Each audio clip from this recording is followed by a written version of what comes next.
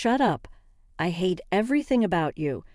I'm going to live with my family now, so just get out of here, okay? I got it. I immediately called the movers so that I could move out of the house. The movers took all my things into their truck. How come there are no furniture and appliances in here? Excuse me, because you were the one who told me to gather all my personal belongings when I move out of here. I only did what I was told. You know, my name is Tony. I am 36 years old, and I work at an office. I have been married to my husband, Kyle, for 3 years. We met at a mixer organized by a friend of mine out of concern for me, who had not had a boyfriend for a long time. One of the guys who was the organizer of the mixer brought Kyle. My husband had graduated from college and started working at a company. He seemed to work diligently and gave me the impression that he was sincere. We then exchanged phone numbers and began to meet up and go on dates. He was the one who would ask me out on dates, and we grew closer and closer. Soon after, we started to officially go out. About 6 months into our relationship, he proposed to me, and we were married. We were both in our early 30s, so marriage was in our minds from early on. So I didn't feel it was too early to get married after only 6 months of dating. In fact, I was glad that we got married quickly. We greeted each other's parents, had a meeting with both families, and held a wedding ceremony. We also went on a honeymoon overseas, and after returning back to the U.S., we started living together and began our newlywed life. Our newlywed life was a lot of fun. I ate meals with my husband, whom I adored, every day. On our days off, we spent time together. These peaceful days made me very happy. However, this doesn't mean that I had no complaints at all. My husband could not do any housework at all, so I had to do all the cooking and cleaning. When work wasn't busy for me, it was fine.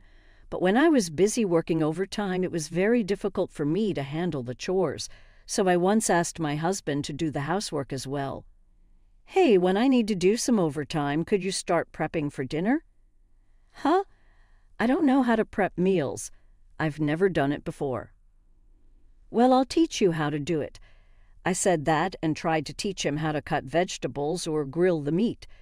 My husband learned for the time being, so the next time I had to work late, I asked him to start prepping for dinner. I came home and found out that my husband tried to cut the meat and veggies, but the way he cut the ingredients was just terrible. When I picked up the carrot, it was basically a block of carrot, and it wasn't even cut in half at all. Not knowing what was going on, I asked my husband what he tried to do. I cut up the veggies and meat the way you taught me. But if so, then the veggies and the meat wouldn't be looking like this. When I questioned him further about it, he told me that he cut the veggies and meat with a scissor. Apparently, he got scared of holding a knife and thought that cutting the ingredients with a scissor would solve things. I was absolutely mortified to hear that. When I told him that cutting up the ingredients with the knife is better since we won't be able to eat the ingredients as huge blocks like this, he said this: "It's your fault for not teaching me better. I'll never cook again." My husband ended up being moody and said so. I thought that was immature of him to give up so quickly, but I figured that if he had never done any housework at all, it couldn't be helped. Then I thought it would be faster if I did it myself. And from then on, I stopped asking my husband to do it. When I decided to do everything myself, I wanted to make the housework easier, and I also started to notice many things about our room. Since we got married, the two of us have been living in the room I originally lived in. But since the room was originally sized for a single person and felt quite small for the two of us, I suggested to my husband that we move into a new place. My husband immediately agreed that it was a good idea, and we went to a real estate agency to look at various properties. After looking at various properties, we decided on the one we thought was the one. The rent was a little high, $33,000 per month, but we wanted to be comfortable. As I would be doing all the housework, the place we were looking at was also close to our work, so we can get home earlier than before. This meant I could spend more time doing the housework. We also got the latest vacuum cleaner, cooking appliances, and so on to make housework much easier. I am able to focus more on my work, and my daily life has become much better.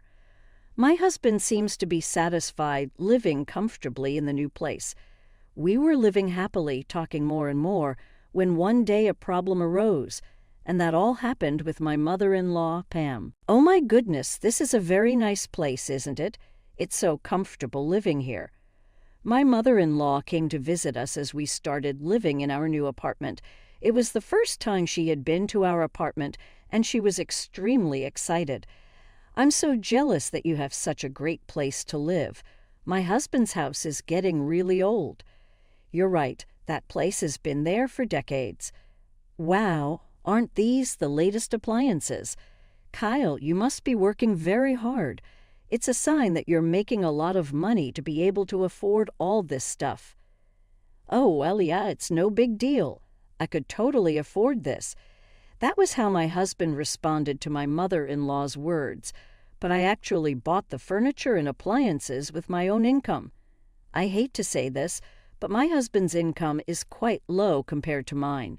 He seems to work very hard at his job, but he hasn't been able to get a promotion, and his salary hasn't gone up for years. On the other hand, I studied hard and went to a good university, so I was able to get a job at a major, well-known company, and my salary is high. And recently I got a raise because I am able to work late and achieve good results. So I make quite a bit of income compared to my husband. But I don't want to brag about my income, so I will forgive my husband for saying a white lie like that. So I didn't point out to my mother-in-law that my husband was lying. However, I had no idea that this would lead to trouble later on. My mother-in-law, perhaps because she liked our place, started coming over to our apartment quite often. This, in itself, was unsettling and unpleasant, but she also complained about my housework. Tony, don't you think you rely too much on these appliances? This is not what I call cooking. My mother-in-law complained that I make all sorts of dishes just by cutting up the ingredients and putting them in the machine with seasonings. You're not putting in much effort into it.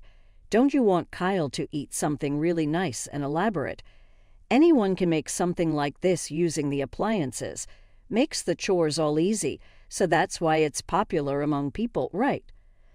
My husband doesn't do any housework in the first place, so I have to rely on appliances. He relies on home appliances for cleaning too. My goodness, you're too lazy. You're not qualified for being a good wife. That's how my mother-in-law would blame me as she says those things. Why do I have to be told like that even though she doesn't know what's going on around here? And my mother-in-law's bullying got worse and worse. In the first place, I was against you getting married to Kyle. You're already in your mid-30s, aren't you? I originally wanted him to marry a young girl in her 20s so that they can have kids. With your age, it's probably impossible for you to get pregnant now. And on top of that, I feel sorry for Kyle having a useless, lazy wife who doesn't even do any of the housework properly. That's how my mother-in-law would verbally abuse me. Why did she have to say such things? I felt sick every time I saw my mother-in-law, and I once consulted my husband about it. Hey, your mother complains to me every time she comes to visit. Can you make her stop? What? She complains to you? It doesn't look like she's doing that, though. Actually, my mother-in-law doesn't complain to me whenever my husband is around. That's why my husband doesn't notice. I would explain that she said this or that, but my husband didn't trust me because he didn't hear it directly from Pam's mouth. Are you just making up some kind of story? I don't think my mother would say something like that. I'm telling you the truth. Do you think I'd lie about this? I don't know what the truth is, but, well, I guess I don't really trust you, Tony. I was speechless. Apparently, in my husband's mind, my mother-in-law deserved more credit than I do. At this point, I pretty much lost all affection for my husband. I wondered if he wouldn't try to protect me when necessary. When he weighed me and my mother-in-law in the balance, he would probably choose my mother-in-law instead of me. Then my mother-in-law took an unexpected action. On a day off when my husband and I were at home, my mother-in-law suddenly came over, and she brought a huge luggage with her. What? What's going on? Why did you bring a large luggage with you? Oh, stop making a big deal. Just carry it in. My mother-in-law told me bluntly, but when my husband arrived, she said, "Oh, Kyle, sorry for coming out of the blue," as she smiled. "Mom, what's wrong?" "Well, actually, I got into an argument with your father, and I got so mad that I left him." "An argument?" "Yeah, so I'm sorry, but I need to stay here for a while." My eyes widened. When I heard my mother-in-law's statement to stay here, I absolutely didn't want that. "Why did you and your husband argue?" When I asked her that, she looked annoyed. "Don't ask me that, ask my husband. That man got angry on his own."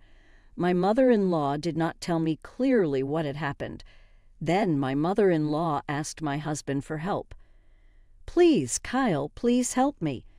My husband tends to be a mama's boy, so when my mother-in-law asks him for help, he just goes along with it without a doubt. "Yeah, sure, stay here as long as you like." My husband responded without discussing the issue with me. My mother-in-law looked happy and hugged my husband, saying, "Oh, thank you, honey. Then let's have a cup of tea right away." She left her luggage at the entrance and went to the living room with my husband. I had no choice but to carry the heavy luggage into the guest room. When I arrived at the living room, my mother-in-law asked, "Is the tea ready yet?" I was really annoyed about that because I was the one who carried her luggage for her. I got frustrated and prepared some tea and snacks. Then my mother-in-law spent the rest of the time talking with my husband. "I'm getting hungry soon, Tony. Could you cook something for us?" "Oh, but please don't use that many appliances. I won't allow you to skip cooking like that." That's what my mother-in-law would say.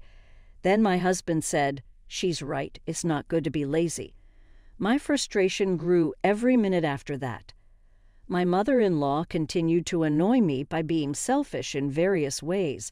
She stayed at our place for about a week, never doing any housework or contributing money for her meals. She just came to bully me and made herself at home.